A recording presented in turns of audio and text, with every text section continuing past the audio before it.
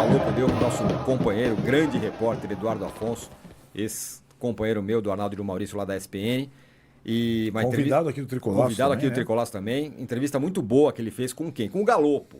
Mas por que com o Galopo? Não sei, o Galopo jogou 27 jogos esse ano, fez um gol, teve 2 assistências, ele não estava no radar. Mas foi o cara que foi dar entrevista.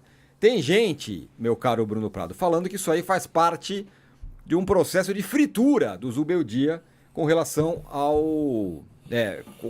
da diretoria com relação ao Zubel, ou de alguém de dentro do São Paulo com relação ao Zubeldia, porque afinal, o fato é que ele não vem jogando o Galopo, e é claro, né, jogador que não joga e que se sente meio injustiçado, você abre o microfone, o cara vai lá e fala. Sim. E ele falou. Eu acho que o Galopo não tem muito do que reclamar, cara. O Galopo ele tá aí desde 2022, custou caro. É um jogador que, sim, ele teve uma lesão grave, isso atrapalhou, mas ele nunca deu motivo para ser um titular absoluto. Esse ano mesmo ele teve algumas oportunidades, até no Campeonato Paulista ainda era o Carpini, ele jogou bastante, não foi tão bem. O Zubeldia, quando chegou, deu chance para ele também não aproveitou.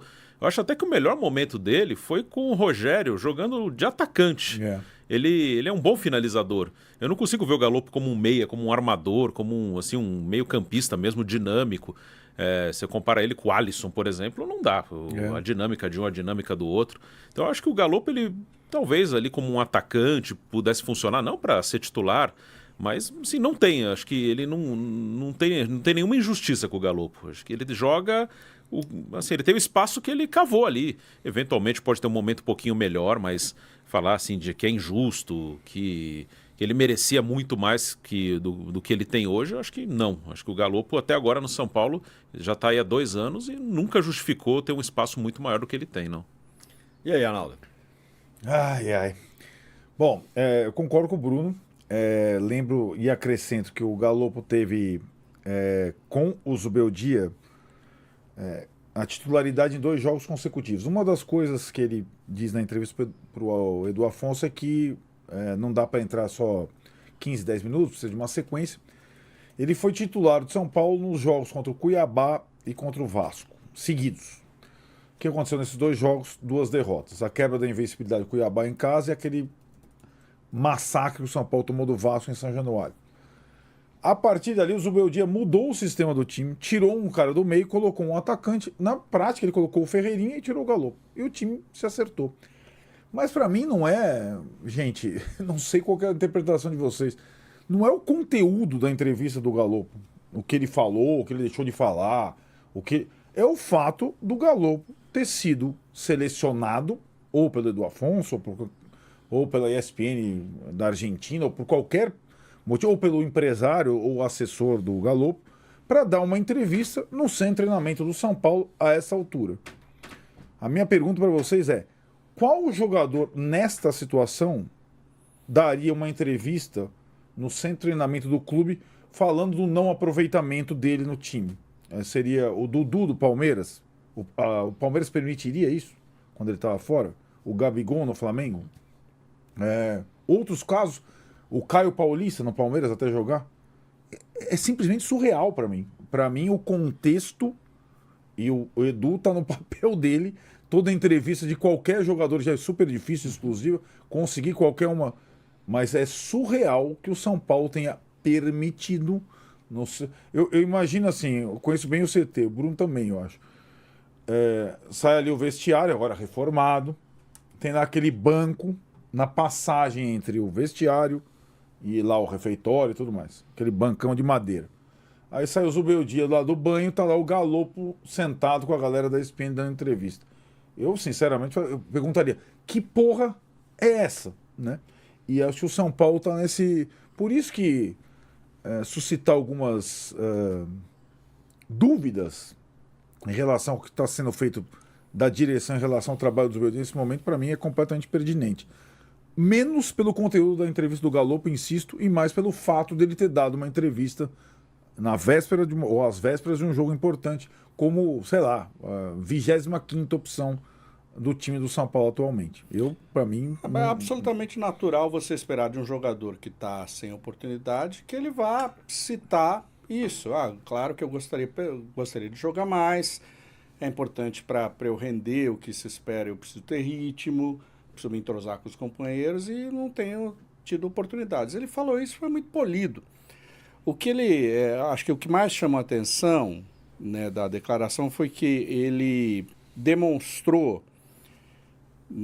vamos lá, ele diz o seguinte: tive a proposta do Boca, né, e algumas outras, levei ao Zubeldia, disse que depois de ter pensado, falei, quero ficar porque eu tenho intenção de ser protagonista, de vingar no São Paulo, tal. E ele falou que tudo bem. Decisão é sua. Decisão é sua. Quando falou do interesse, a decisão é sua, pode pensar. Aí veio com a resposta, vou ficar, e falou, ok, tá tudo bem. E depois ele fala, depois não tive mais diálogo.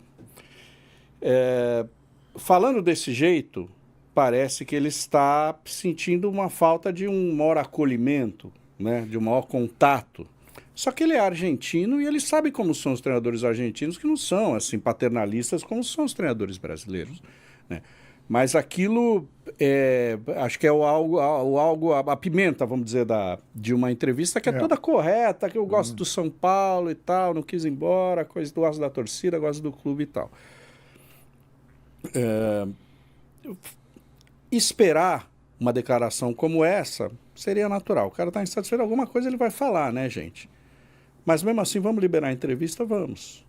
Foi isso, porque a entrevista foi liberada pelo Departamento de Comunicação e pela diretoria. A gente sabe como é, foi feita lá dentro do CT, né?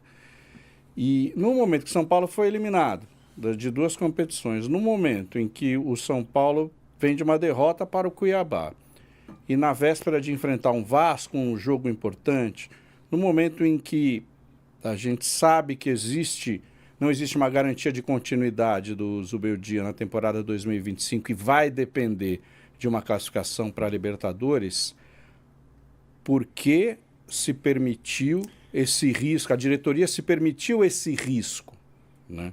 E a outra pergunta que eu faço a vocês, o que ganha o Casares, o Belmonte, o Muricy, o Milton Cruz, o Rui Costa, com um tumulto do ambiente, um questionamento à legitimidade do Zubeldia? O que ganha? Porque isso pode acarretar uma não classificação do São Paulo para a Libertadores e todo mundo perde. Todo mundo perde. O que ganha em se fritar o Zubeldia? Eu leio muito que vocês, li o André Plihal, que, assim, pelo que eu leio, vocês têm muita impressão de que, como se fosse um teste, assim, joga para a galera, qual é a repercussão, que acham de uma saída, se o Zubeldia está bem ou não com o público, com a torcida. Sim, é possível. Acho que é uma entrevista que não era um momento de um jogador que está fora, insatisfeito, e era realmente natural que ele falasse sobre isso. Falar, né? Dar uma entrevista exclusiva, que hoje realmente é muito raro de acontecer. Então, assim, o trabalho do Zubeldia, aí cada um pode ter a sua opinião. Eu acho que ele consegue tirar quase que o máximo que pode. Acho que é um bom trabalho. Bom trabalho. Então, ainda mais no momento que o São Paulo tá tentando se reestruturar financeiramente, vai gastar menos. O cara que já está lá, na minha opinião, deu certo, funcionou. Sempre, claro, o torcedor vai ter uma expectativa. Eu queria ter sido campeão da Libertadores. Poderia até, mas não era o natural, assim, não era o normal. Acho que o brasileiro não tinha nenhuma chance de brigar pelo título. Numa Copa sempre dá. O São Paulo levou o jogo com o Botafogo para os pênaltis. Era um adversário melhor que o São Paulo, mas o São Paulo conseguiu levar para os pênaltis. Ou seja, esteve perto da semifinal. Se o São Paulo estivesse numa semifinal com o Peñarol, ele poderia perfeitamente estar na final. Isso é coisa de Copa mesmo, de detalhe. Então, eu avaliando o trabalho, eu não vejo nenhum motivo para que o Zubeldia não permaneça. Mas parece que realmente não é uma unanimidade, né? E assim, assim, pesando tudo, porque resultado não é exatamente. Relação, conexão com o torcedor, também não. Relação com os principais jogadores do time, também não. Aí você vai vai ticando as coisas. Para mim, e como a direção do São Paulo, a gente fala como se fosse uma coisa numerosa, né? São poucos. Você nomeou todas as pessoas que estão desde o início. Acho que a única... o Rui Costa chegou um pouquinho depois e o Milton Cruz estava em Cotia e veio um pouquinho, mas o resto Casares, Belmonte, Muricy, então, é o triunvirato desde o início, né? Me dá a impressão, porque a gente não está vivendo o dia a dia, de uma certa ciumeira, sabe? De quando alguma... Porque não é impressão, é informação. Essa direção do São Paulo morre de medo de surgir um novo Abel Ferreira. Por incrível que pareça. No São Paulo? É. De alguém que ganhe tudo? Então, o Abel Ferreira é o que ganha tudo e o que toma pode conta. tudo. Sim. Certo? Hoje é muito difícil demitir o Abel. Exato. sabe? Imagina. Não, e o Abel faz qualquer barbaridade, o Palmeiras tem que dizer amém. A gente sabe disso. Sim. Mesmo que a contragosto de vez em quando. Mas eu acho que é uma situação... depende muito da vaidade de quem comanda. Né? Uhum. E o Zubeldia... Vamos combinar que a Leila não é exatamente uma pessoa low profile. Ela é absolutamente vaidosa. Mas ela é. Mas só que ela é inteligente. Só que ela é, Exato. só que ela é muito, Ela sabe que ela é vale muito o astuta. custo. É. O custo-benefício é altíssimo Acho do que ela é Abel, bem né? pragmática. Pragmática. Essa é a ótima O- palavra. mas o eu acho Abel que lá pra ela é bom. Então, mas acho que aí convivem. E acho que o Zubeldia não é uma ameaça ao Casares, não. É uma ameaça... Acho que aí que pode ter um negócio. É uma ameaça à vaidade do departamento de futebol. Porque o Casares vai continuar na dele com uma lei da... Quem está entre a Leila e o Abel? Anderson Não, Barros. ninguém Anderson sabe Barros, quem mas são isso, essas pessoas, cara. E, na verdade, pouco importa, em tese, né? Mas eu acho que tem um miolo no São Paulo, porque o Casares vai continuar sendo o cara do fundo, do projeto do Morumbi, do Instagram. O Abel é o chefe do futebol do Palmeiras. É né? isso. É.